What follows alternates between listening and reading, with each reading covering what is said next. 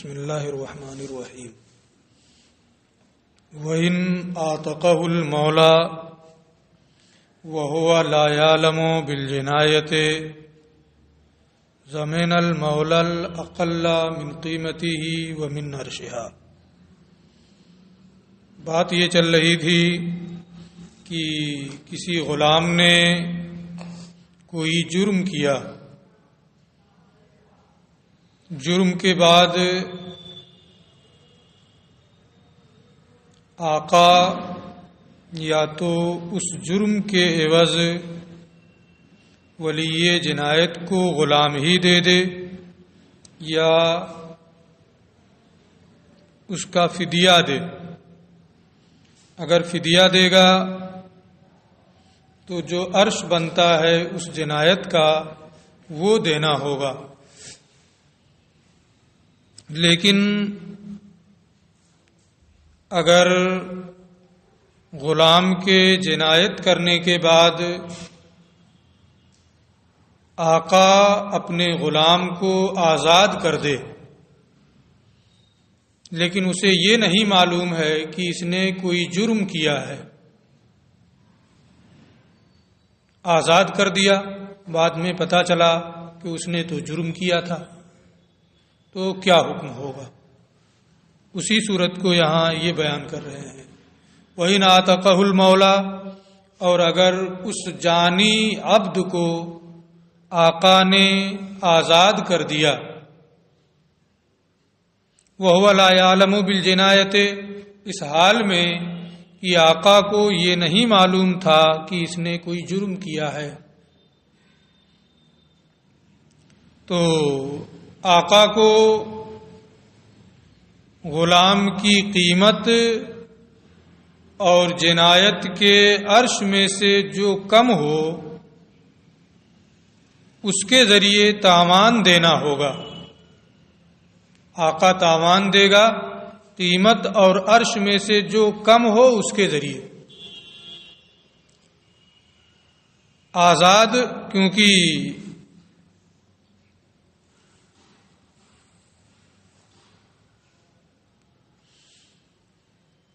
ولی جنایت کا جو حق ہے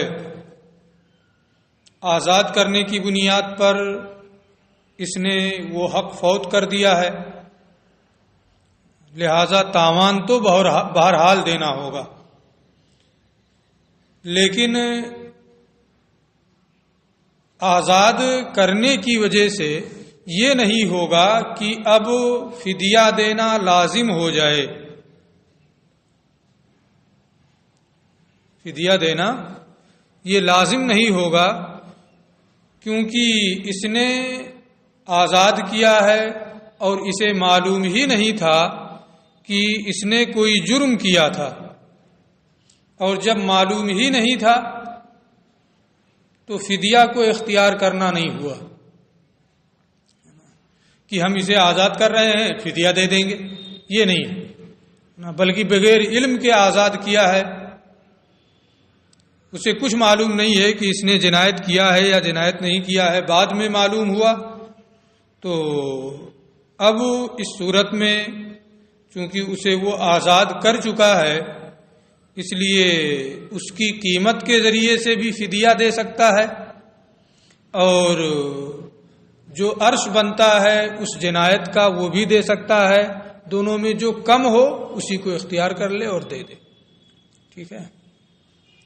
وَإِنْ بَاعَهُ أَوْ آتَقَهُ، اور اگر غلام کو بیچ دیا یا اسے آزاد کر دیا بعد العلم بالجنایت، جرم کا علم ہونے کے بعد، یعنی معلوم ہے کہ اس نے جرم کیا ہے، جنایت ہے اس کی، غلام کی، اس کے باوجود علم ہوتے ہوئے وہ اسے بیچ رہا ہے یا اسے آزاد کر دے رہا ہے، اس کا مطلب کیا ہوا کہ ہم غلام نہیں دیں گے۔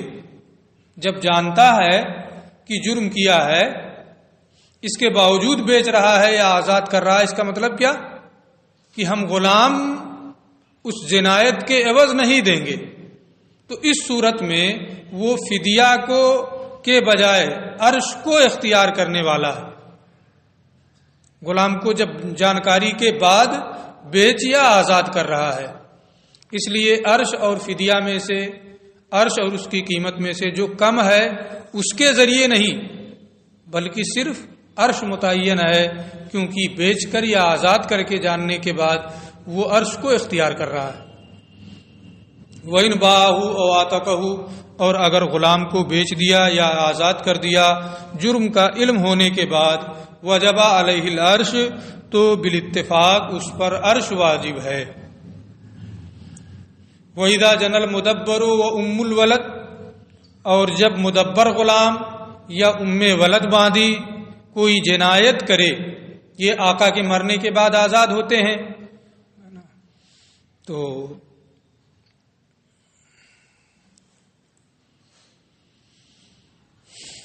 اس صورت میں جب مدبر یا ام ولد کوئی جرم کریں گے، ضمن المولا الاقل من قیمته ومن عرشها، تو آقا اس کی قیمت اور عرش میں سے جو کم ہے اس کے ذریعے تاوان دے گا، کیونکہ جس وقت وہ اسے مدبر بنا رہا ہے اس وقت تو اس نے کوئی جنایت کی نہیں تھی، جس وقت ام ولد ہوئی اس نے کوئی جنایت نہیں کی ہے. اسے کیا معلوم کہ یہ بعد میں جنایت کرے گا یا نہیں کرے گا، کوئی جرم کرے گا کہ نہیں کرے گا، کچھ معلوم ہے؟ کچھ نہیں معلوم ہے. تو مدبر بنا کر کے یا ام ولد بنا کر کے وہ ولی جنایت کا حق تو فوت کر رہا ہے جس پر بعد میں اس نے جنایت کی، لیکن آقا کو یہ نہیں معلوم تھا کہ یہ جرم کرے گا بھی یا نہیں کرے گا. تو یہ ایسے ہی ہو گیا کہ بغیر جنایت کے علم کے وہ اسے مدبر بنا رہا ہے، اور اس کا حکم پہلے ابھی پڑھ کے آ رہے ہیں کہ عرش اور قیمت میں سے جو کم ہے اس کے ذریعے سے تاوان دیا جائے گا. اس لیے اس صورت میں بھی یہی حکم ہوگا کہ قیمت اور عرش میں سے جو کم ہے اس کے ذریعے وہ تاوان دے گا، کیونکہ اسے معلوم نہیں ہے. اور یہی فیصلہ حضرت ابو عبیدہ رضی اللہ تعالی عنہ نے شام میں امیر رہتے ہوئے کیا تھا. ان کا فیصلہ بھی اس کی سند ہے کہ قیمت اور عرش میں سے جو کم ہے اس کے ذریعے تاوان دے گا. صحابہ کرام بھی بہت سے موجود تھے، کسی نے کوئی انکار نہیں کیا. تو بہت سے صحابہ کرام کے سکوت سے بھی یہ ثابت ہوتا ہے کہ یہی دینا ہے اس صورت میں بھی. اور عقلی وجہ وہی ہے جو میں بتا چکا ہوں کہ اسے معلوم نہیں تھا. فَإِن جَنَا جِنَایَةً أُخْرَىٰ، اگر مدبر یا ام ولد نے دوبارہ پھر جنایت کی، دینا کیا تھا؟ اگر ایک مرتبہ جنایت کرے تو قیمت اور عرش میں سے جو کم ہو وہ دے دے. نہ دے دیا ان کو، مان لیجئے کہ کوئی جرم کیا تھا ان کے تعلق سے، نا ایک مثال دے دیا ان کو جو اس کا بنتا ہے، قیمت اور عرش میں سے جو کم ہے، مان لیتے ہیں کم کی 500 روپیہ ہے، دے دیا ان کو 500. اور جو مدبر ہے یہ مجرم تھا، جرم کیا تھا، دے دیا، آقا نے ان کو دے دیا 500. ٹھیک ہے. پھر مدبر نے دوبارہ پھر جرم کیا. تفصیل اس لیے کر رہا ہوں کہ مسئلے کی نوعیت تھوڑا بدلے گی، ہے نا، مثال اس لیے دے رہا ہوں. اس نے پھر جنایت کی. ایک مرتبہ میں دے چکا ہوں اس جنایت کا عوض، قیمت یا عرش میں سے جو بھی کم تھا 500 دے دیا، ہے نا. فَإِن جَنَا جِنَایَةً أُخْرَىٰ، اس نے پھر دوبارہ مدبر نے جنایت کی. وَقَدْ دَفَعَ الْمَوْلَىٰ قِیمَتَهُ إِلَى الْوَلِيِّ، اور مولا نے اس کی قیمت ولی اول کو دے دی ہے. جو جنایت اولا کا ولی ہے اس کو دے دیا ہے. مثال کے طور پہ میں نے ان کی جنایت کا 500 دے دیا ہے، مدبر ہے نا. پھر کیا ہوا؟ کیسے دیا ہے؟ بے قضائن. ایک تو یہ ہوا کہ چلو دے دیتے ہیں آپس میں، ہے نا. دینا کسے تھا؟ مجھے دینا تھا، ہے نا. جنایت ان کی ہے، مدبر میرے ہیں، ہے نا. دینا مجھے تھا، میں نے کہا چلو دے دیتے ہیں. اتنی عرش اور قیمت میں یہ ہے، یہ کم ہے، اور اتنا ہم دے دیتے ہیں 500. وہ کہے ٹھیک ہے اتنا ہی ہو رہا ہے دے دیا. ایسا بھی ہوتا ہے. ایک یہ ہے کہ نہیں، قضائے قاضی کے ہاں مقدمہ ہوا، قاضی نے غور و فکر کیا، عرش اور قیمت میں سے جو کم ہے اس کا فیصلہ کیا، اور اس فیصلے کے بعد جو ہوا وہ میں نے دیا. 500 ہی ہو رہا ہے مان لیتے ہیں، لیکن ایک یہ کہ باہمی مصالحت سے دے دیا، اور ایک یہ کہ قاضی نے فیصلہ کیا اور دیا. دونوں میں فرق ہے. اچھا، دوسری مرتبہ جنایت کیا اس نے، اور حالانکہ آقا اس کی قیمت جنایت ولی جنایت اولا کو دے دیا ہے. کیسے دیا ہے؟ بے قضائن، قضائے قاضی کے ذریعے سے دیا ہے. اب اس نے دوبارہ پھر جرم کیا ان کے اوپر، ہے نا، دوسرے کے اوپر، ہے نا، ان کے اوپر پھر جرم کیا، ہے نا. تو فلا شیء علیہ، تو آقا پر اب کچھ نہیں ہوگا، اس لیے کہ میں نے مدبر بنا کر کے ایک ہی حق تو ضائع کیا تھا. ایک مرتبہ دے چکا ہوں، پھر جنایت کر رہا ہے، پھر ان کو بھی دوں. ایک مرتبہ میں نے حق ضائع کیا تھا اسے مدبر بنا کر کے، اور میں ایک مرتبہ اس کی جنایت کا عوض عرش اور قیمت میں سے جو کم ہے وہ دے چکا ہوں، اور وہ بھی قضائے قاضی سے دیا ہوں، ہے نا. اس لیے اگر مدبر نے اس نے پھر جرم کیا ان کے اوپر تو یہ مجھ سے مطالبہ نہیں کریں گے، بلکہ نہیں، جس نے پہلے وصول کیا تھا ولی جنایت اولا اس کے پاس جائیں گے. تم نے لیا ہے، اس میں سے میرا حصہ جتنا بنتا ہے وہ دو، یہ کہیں گے، ہے نا. یعنی وہاں جان سے مارا تھا، یہاں ہاتھ کاٹا ہے نا. تو اب 3 حصے کیے جائیں گے اسی کے، 2 حصہ ان کا، 1 حصہ یہ لیں گے. ٹھیک ہے، اسی لیے تفصیل کیا تھا تاکہ سمجھ میں آ جائے، مثال بڑھایا تھا. فلا شیء علیہ، تو آقا پر اب کچھ نہیں ہے. پھر کیا کرے گا؟ اس کا ویسے رائے گا چلا جائے. وہ تبعو ولی الجنایت الثانیہ ولی الجنایت الاولی، اور جنایت ثانیہ کا ولی جنایت اولا کے ولی کا پیچھا کرے گا، یعنی اس کے پاس جائے گا، کہے گا دو، فیشارکہ، اور اس کے ساتھ وہ شریک ہو جائے گا، فی ما اخذا، اس میں جو ولی جنایت اولا نے لیا ہے، بے قدر حقوق، جتنا اس کا حق بنتا ہے اتنا اسی سے لے گا. نہیں دے رہا ہے، قاضی کیا مقدمہ کرے گا اور لے گا، دلائے گا اسے، ہے نا. لیکن یہ کون سی صورت ہے؟ قضائے قاضی سے جب ہوا ہو تو. وَإِنْ كَانَ الْمَوْلَى دَفَعَ الْقِيمَةَ بِغَيْرِ قَضَائِن، اور اگر باہمی مساہلت سے دیا، قضائے قاضی کے بغیر دیا قیمت، فالولی بالخیار، تو ولی جو ہے جنایت ثانیہ کا جو ولی ہے نا، وہ اس سے بھی مطالبہ کر سکتا ہے اور مولا سے بھی مطالبہ کر سکتا ہے. اس لیے کہ جب قضائے قاضی نہیں ہے تو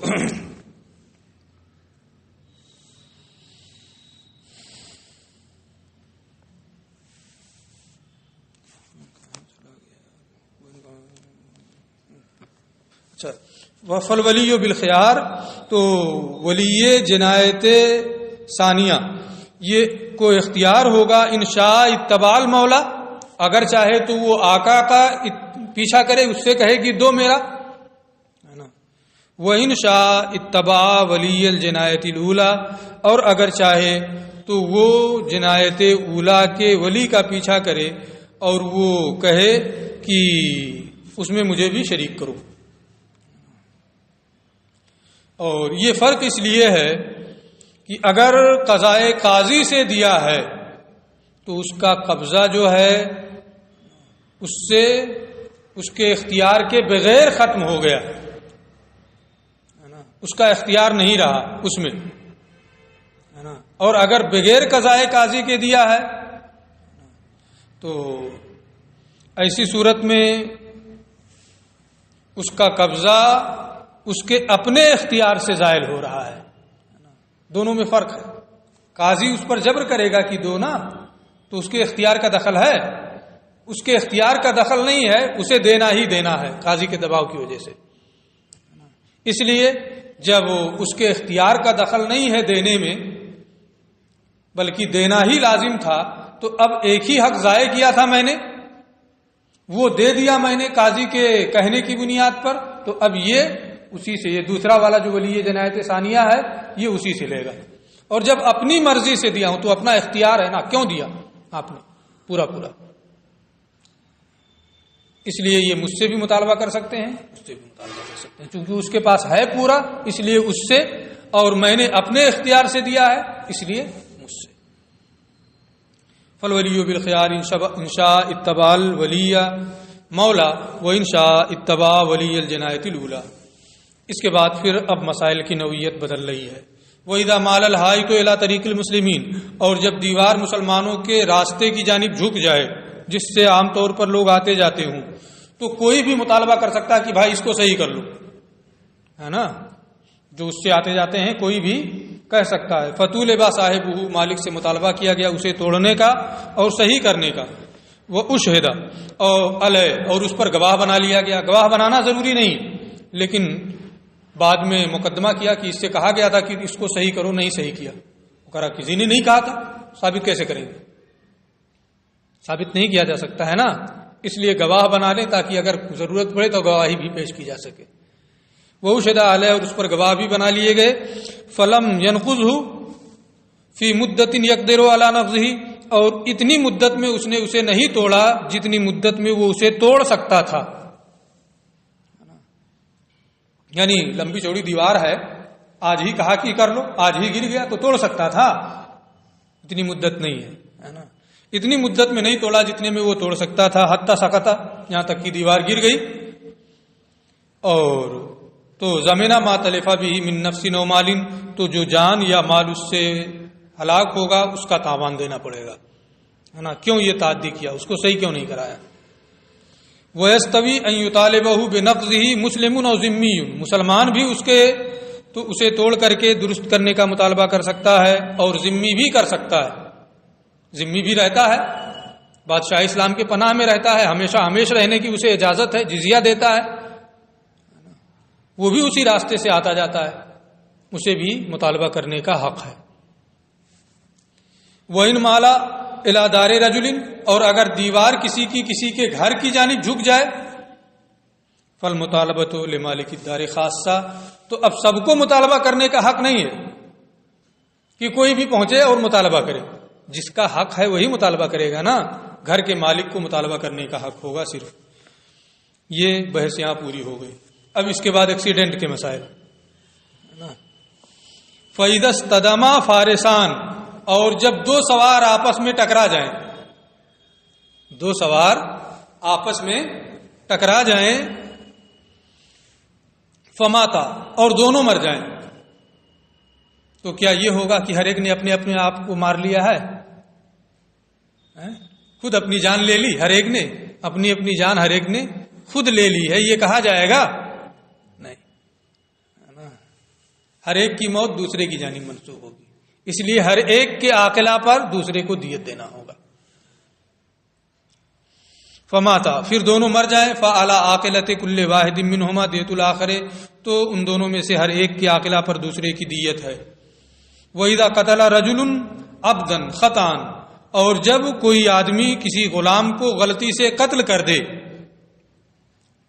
تو غلطی سے قتل کیا تو کیا ہوتا ہے؟ دیت دینا ہے۔ غلام کو قتل کیا ہے تو اس صورت میں فعلیہ قیمتہ، غلام کی جو قیمت ہے نا، وہ بازار میں بکتا ہے نا، آزاد ہے اگر، تو دیت متعین ہے کہ 10,000 درہم، 1,000 دینار، 100 اونٹ دینا ہے ان میں سے کوئی ایک۔ لیکن اگر غلام ہے فعلیہ قیمتہ، تو ایسا کرنے والے پر، جرم کرنے والے پر، غلطی سے قتل کرنے والے پر اس غلام کی قیمت لازم ہوگی۔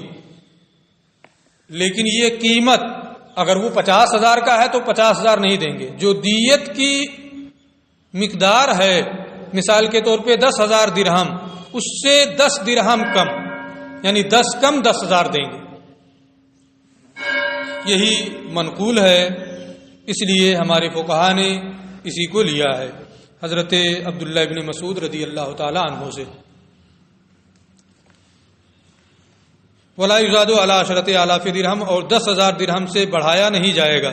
فإن کانت قیمتہ عشرہ، اور اگر اس کی قیمت 10,000 درہم ہے یا 10,000 سے زیادہ ہے، قضا علیہ بعشرۃ آلاف الا عشرہ، تو ایسی صورت میں 10 کم 10,000 کا فیصلہ کرے گا. یعنی اگر 10,000 سے کم ہے تو جتنی قیمت ہے اتنا دینا، اور اگر 10,000 یا اس سے زیادہ ہے قیمت اس غلام کی تو 10 کم 10,000 دینا ہے. بالغم ما بلغ، یہ نہیں ہوگا کہ جتنی بھی قیمت ہو جائے، 1 کروڑ کا ہو جائے تو 1 کروڑ دے، نہیں. اگرچہ وہ 50,000 کا ہے، 50 لاکھ کا ہے، دینا کتنا ہے؟ 10 کم 10,000. اور اگر 10,000 سے کم کا ہے تو جتنی قیمت ہے اتنا. یہی حضرت عبداللہ ابن مسعود سے منقول ہے. اور تحدید میں عقل کا دخل نہیں ہوتا ہے. یہ بتا رہے ہیں کہ 10 کم 10,000 ہے، اس کا مطلب رسول سے سنا ہو، ابھی تو کہہ رہے ہیں. وہ فی العامت